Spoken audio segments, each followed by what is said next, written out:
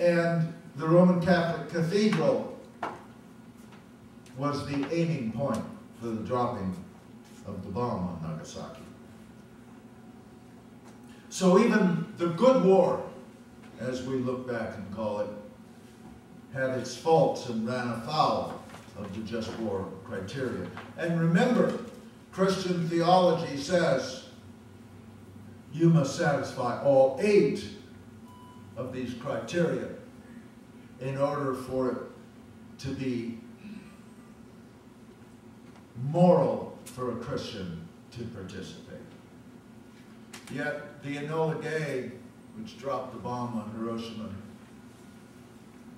the B-29 that dropped the bomb on Nagasaki, these were sent on their way with Christian crews blessed by a Roman Catholic chaplain, who later, in retrospect, regretted his actions and turned into a fierce anti-war activist, Father Zelka.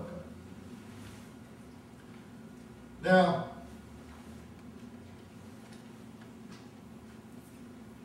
if the 8 just war criteria were honestly applied by governments, there wouldn't be any wars. And if they were honestly applied by our churches and taught from the pulpits, there wouldn't be any Christians to fight them. I have, in my long article, a lot of interesting commentary on this whole subject of theology and war. But the question may arise, why should our government, which is not a Christian government after all, it's a secular government, why should it care about Christian theology? Well, one obvious reason is that it needs bodies to fill the churches. But beyond that, there are restrictions on what a government can do that have nothing to do directly with Christian theology, yet parallel most of it. These constraints are the U.S. Constitution, international law, the treaties we are signatory to, and the United Nations Charter, which we are also a signatory to, and according to the Constitution, has equal status as the highest law of the land. These documents, all secular documents, prohibit wars of aggression, prohibit wars except in self-defense, prohibit the indiscriminate killing of civilians, for example, by landmines or cluster bombs or depleted uranium, and prohibit the use or threat of use of weapons of mass destruction such as nuclear, chemical, and biological weapons. International law prohibits the mistreatment or torture of prisoners.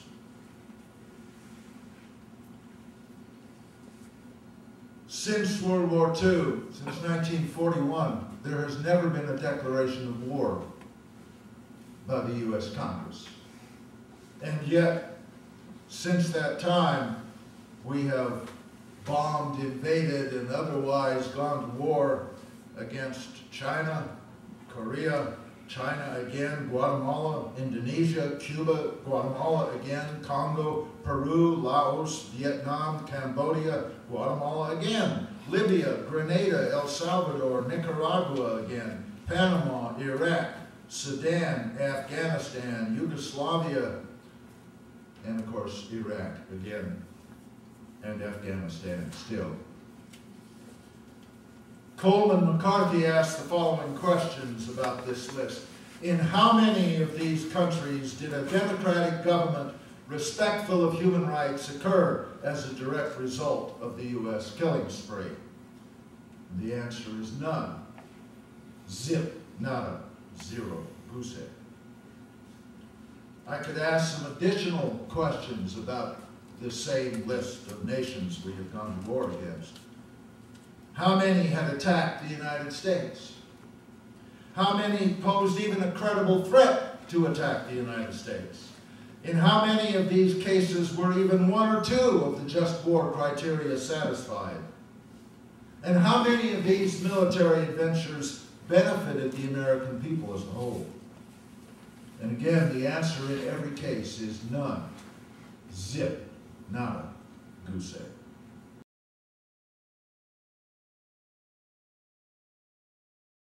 If you continue to violate your constitutional responsibility to serve your constituents and instead serve only yourselves and the big money interests you're indebted to, if you ignore the Constitution and attempt to protect the crooked, corporate-dominated status quo, I will go over your heads to the American people and ask them to retire, all of you, regardless of party.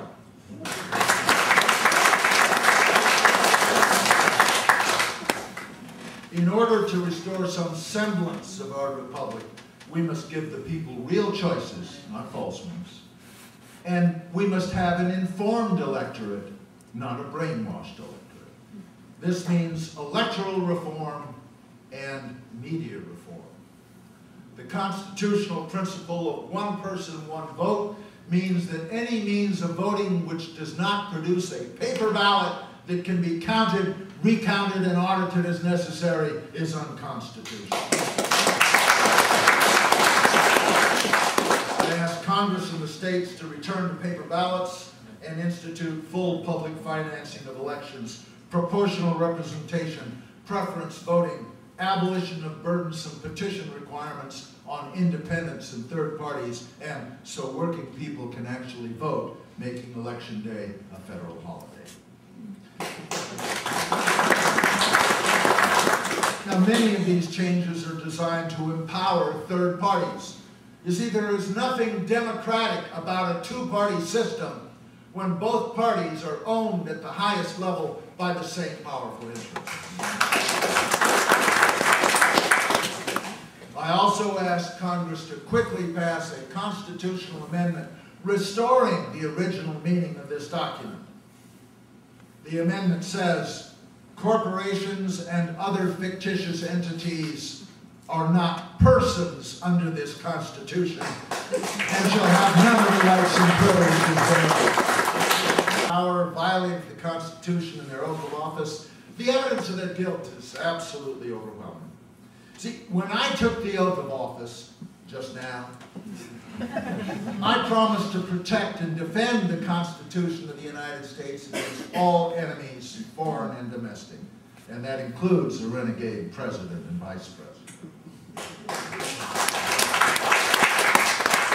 Now, if I or any member of my administration ever gives the kind of illegal orders that we have seen recently, I expect the military to refuse those orders and to take action against us. Your duty to the Constitution far exceeds any perceived loyalty to any person. Those of you in the military and law enforcement must never follow orders to participate in wars of aggression, and must never follow orders to disarm, arrest, or incarcerate your fellow citizens who are exercising their constitutional rights of dissent.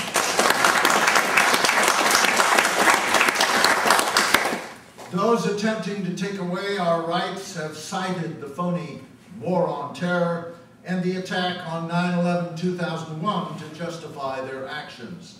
But there is evidence of a massive cover-up with respect to 9/11 itself. The official 9/11 report, tightly controlled by the Bush White House, amounts to little but a whitewash.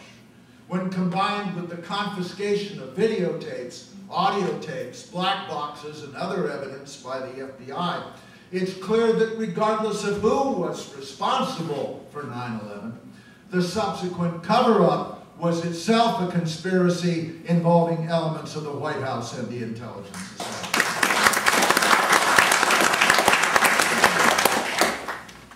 We the people have still not been told who was really responsible for 9/11.